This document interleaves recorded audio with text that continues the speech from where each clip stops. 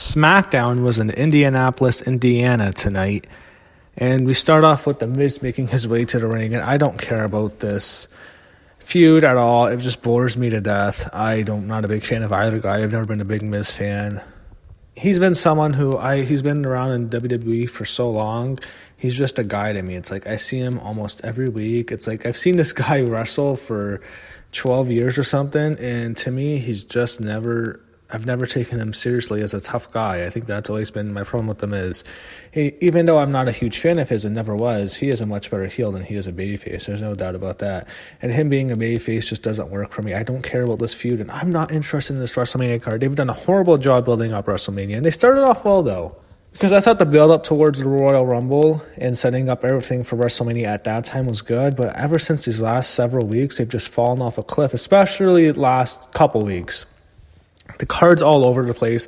It wouldn't surprise me if Vince McMahon just scrapped the card and started over it. He kept the big matches, the top matches, but he just started over the card. Everything's a mess. You have so many multi-man matches. You have a triple threat match that should be a singles match. You have fatal fire matches that should be singles matches. You just have a huge mess of a card. But The Miz is just boring me here. I don't like The Miz as a babyface. I don't care for Shane McMahon as a heel. I don't want to see Shane McMahon wrestle anymore. I don't care about either one of these guys. I don't care about this match. This match is a piss break to me. So, yeah. So, they have Billie Kay. She's surprised. They're Bayley and Sasha at SmackDown. They're in the ring. She's cutting a promo, and Billie and Peyton. And Peyton says she wants the tag title match in her unfamiliar territory against Bayley and Sasha. It's a non-title match. Sasha and Bayley come out. It seems like they're protecting Bayley a bit more with this team than Sasha, because Sasha's been taking the pins as of late. But this match ends with Peyton Royce getting a cheap win over Sasha. She has Sasha down for a pin, and then Billie Kay, she's able to grab Peyton, and she holds down Peyton onto Sasha, and she gets the win. So she gets the heel win. Iconics, I guess, are added to the Fatal 4-Way. I think we're going to get that match at WrestleMania. It might be an elimination match. I hope not. But let me say this. Bayley and Sasha have their work cut out for them there. Because you have the Iconics, who are not good. You have Nia Jax and Tamina, who are absolutely horrendous. You have Beth Phoenix, who hasn't wrestled in 5 or 6 years. And you have Natalya. She's there, too. I guess you have Natalya. But my expectations for that match are not very high. But that's what you got. Iconics beat the champs, and we set up the Fatal 4-Way tag match for WrestleMania. They show Rey Mysterio in the locker room. They show Dominic there. My God, Dominic is tall. And maybe it's just because Rey's so short, but man, Dominic's tall.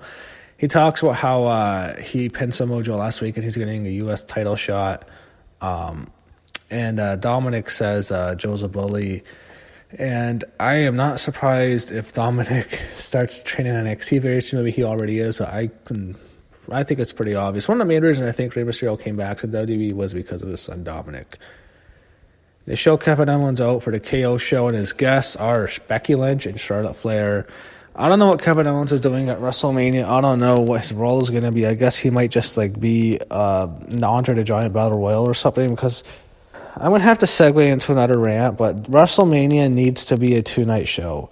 You have so many big stars in this company right now that are not on the show. And not necessarily draws, but you have guys who are names.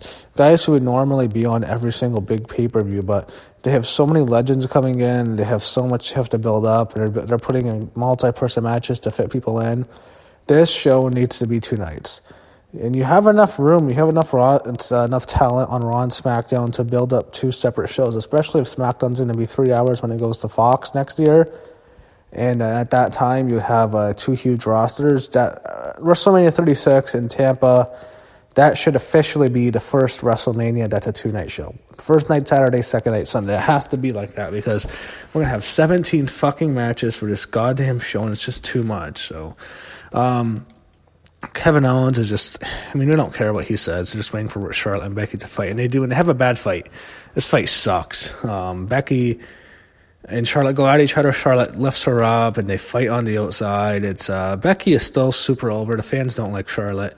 Charlotte has certainly brought this feud down. The star of this rivalry right now is Ronda Rousey. There's no doubt about it. She's the best part the last few weeks. But Charlotte has hurt this rivalry tremendously. It should be Becky and Charlotte. And I think the amount of heat, Becky and Ronda, I think Ronda facing Becky Lynch is going to have a lot of heat. The fans will despise Ronda Rousey.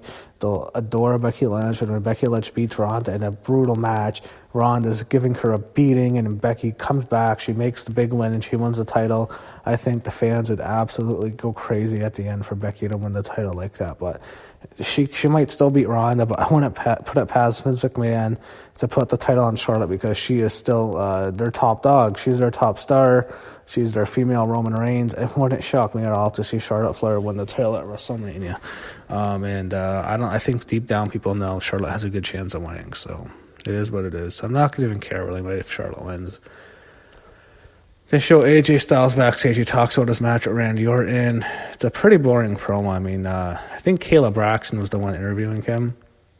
And it had such a big promo last week. Here, it's just, it is what it is. It's like there's so much they have to build up. It's like, I don't know. It feels like the build-up is just very lackluster. Everything's just all over the place. They show Daniel Bryan backstage. He's talking about Kofi. And he calls him, he rips into him. He basically compares Kofi to himself 5 years ago. And he says he's earned nothing. And he calls him a B-plus player. So that's what they're doing. They had Daniel Bryan there with Eric Rowan in the ring. And the New Day come out, so I guess it's Eric Rowan to start. And main event. They originally advertised Kofi Kingston would start the show at the Gauntlet match, but they're going with the Gauntlet as the main event. So it's Eric Rowan first. It's a boring match. Eric Rowan sucks, but Rowan basically... I'm sorry, I made a mistake. It's not Eric Rowan. Eric Rowan was out. It was Sheamus who came out first to face him, and then it was Cesaro and then Rowan. So Sheamus and Kofi. Is it 2010? Sheamus and Kofi in a match? My God. Kofi gets the win. He pins Sheamus. Then you have Cesaro. We all know what's happening here. Kofi beats Cesaro. I'm thinking to myself, I'm just not into Kofi Kingston anymore. I think the time to put the title on him was at the Royal Rumble. Now I feel like it's missed its peak. Like I feel like that was the perfect time, and then you could have had Daniel Bryan get the title back at a Fastlane. I don't know. I'm not feeling it anymore with Kofi. He's just a mid-carder. He's been a guy who's been not a jobber, but like a lower mid-carder his whole career. Now he's just being elevated because he's been there for so long. He was never really over for most of his career. The only time he was really over was with the New Day, and let's be honest, Kofi's not the star of the New Day. I think Big E is the star. He has a lot of charisma. I think he's been great with the New Day. I think Xavier has been adding the trombone, has been excellent too. And I don't know. I always felt in terms of personality, Kofi has the least of the three of the New Day. And I know he's been there for so long, but I'm just not feeling this anymore. I feel like it missed its mark. But he gets through Cesaro. It's like they're gonna book this guy as the Superman. He's been nothing for 90% of his career. Then you have Eric Rowan come out, and Rowan destroys Kofi, and he gets himself disqualified with a chair. He beats the shit out of him. Then Joe comes out. Joe is about to put him away with the muscle buster. Kofi gets the 3 count. He rolls him up. Then you have Randy Orton, and they have a decent match. He had Orton even rib him. He calls him stupid, which was funny. That was a good throwback to when he went off on him on Raw and basically killed his push 10 years ago. But 10 years later, Kofi finally gets his revenge on Randy Orton. He pins Randy Orton. And the New Day celebrate. Kofi points to the WrestleMania sign. All is good in the world. And then Vince McMahon comes out and he announces Kofi Kingston has to wrestle one more match, and it's against Daniel Bryan. And Kofi and Daniel Bryan have a match. Daniel Bryan gets the win, and Kofi is WrestleMania. Chances are over, and he's not going to WrestleMania. But I just feel like I don't care anymore.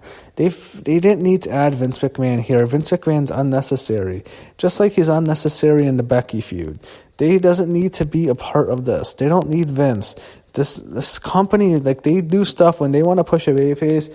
They make it. They always have to go through the authority angle. And I think to myself, we don't care. We don't need to see the authority. We don't need them to overcome this and overcome that. They don't need to do that. Just let them get it as it is, and let the fans just guide them through the match, and let them have their own matches. Like, make it look more realistic and make it organic. Why does the company always have to involve itself? But this is all they know. It's all they know to do. They have to keep doing this with Kofi. I don't care about this rivalry anymore. I don't really care about this match that much. But Daniel Bryan, and they'll get to it next week. Some way they'll get to it. But I feel like this Kofi Kingston story has already peaked with me. I am just not feeling it anymore.